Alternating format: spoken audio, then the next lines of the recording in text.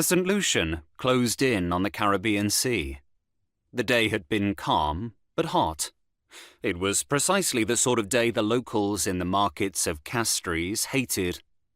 Making their way home for dinner or a swift drink at the rum shop, they fanned the heat away with menus, newspapers, or even their fingers. The pool at St. James's Bay, which an hour before had been filled with the shouts and splashes of children, grew quiet with the dying day. The calm water rippled gently, reflecting the surrounding palm trees. "Not bad at all," Leo said, glancing at Allissa, who was lying on the sun lounger beside him. Yet again, a strange sensation passed through him when he saw her in her red bikini. "I could certainly get used to it," Allissa said, glancing at the tablet set up on the table between them. The screen showed the feed from a camera hidden in a bush on the access road to their target's mansion. All they had to do was note down who came and went. Nothing more. Allissa looked at the screen for a long moment, and then turned her attention to the cocktail which sat beside the tablet. She snagged up the glass and tipped the remainder of the drink into her mouth. "I'll get a refill," Leo said, climbing to his feet. "Drinking on the job, you naughty boy," Allissa said playfully. She held out the empty glass for Leo to take. "If you insist." "I think we're just about done here for the day," Leo said, nodding toward the screen.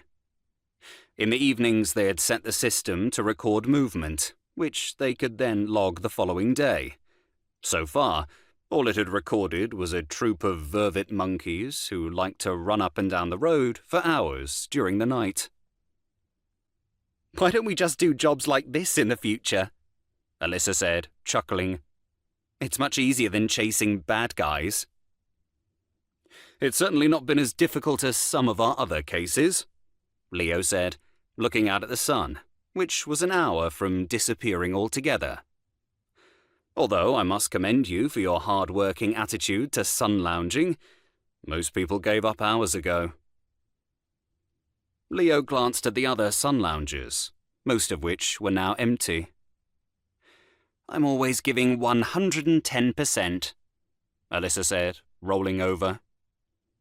Leo padded across to the bar and ordered a refill.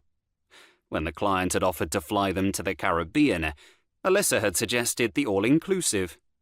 Usually, whilst on the road, the pair favoured local restaurants, which put their money directly in the hands of the people who lived and worked there. But this once, they had settled on a bit of luxury.